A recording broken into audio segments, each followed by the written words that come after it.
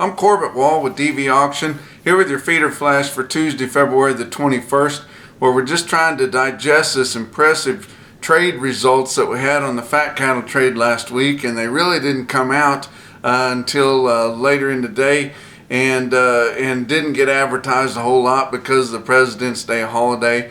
But we weren't real sure what kind of movement we had on last week's fat cattle trade, but it was huge. 108,600 in the 5-area feeding region, which is the biggest one we've had for quite some time. That compares to just 82,400 last week and just 66,300 the same week a year before.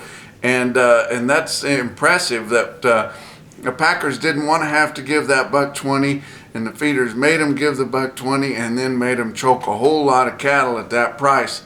And your weighted averages stayed up there pretty good. On the live steers about 119.59, and on the dressed about 189.91.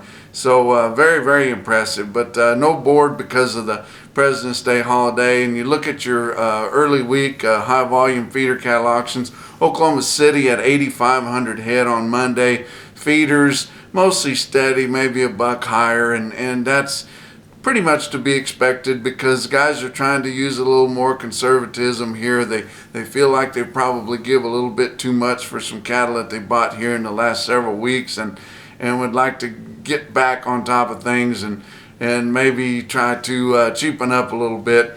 Calves are steady to 3 lower. Like I said, a lot of the guys have already got their stocker cattle bought for grass, and it may actually be easier to buy some cattle for grass right as the grass starts to come, but you're going to have to take the new crop softer type calves. You're not going to get many of the hard cattle, and if you do get some of them, they're going to be of lower, poor quality, because this late in the year, if you've got old crop calves that's got any light weight to them, then those cattle are not going to be that high in genetics. They're not going to be that high quality of cattle, because all the really good calves have already gone on past that, and they're already in the feed yard half done.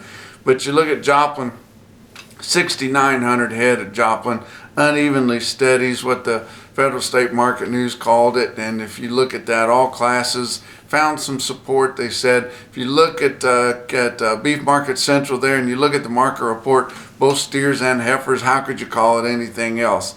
The report on the automated report showed exactly that. You had ups and downs, but not any big drops or not anything consistent that you could call it, but enough support to show that you just had a steady market.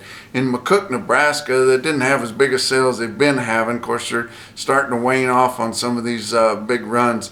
But on the load lot steers, the 8-weight steers weighing 800 to 900 pounds, they all sold between 125 and 126 1/4. That's your feeder flash for Tuesday.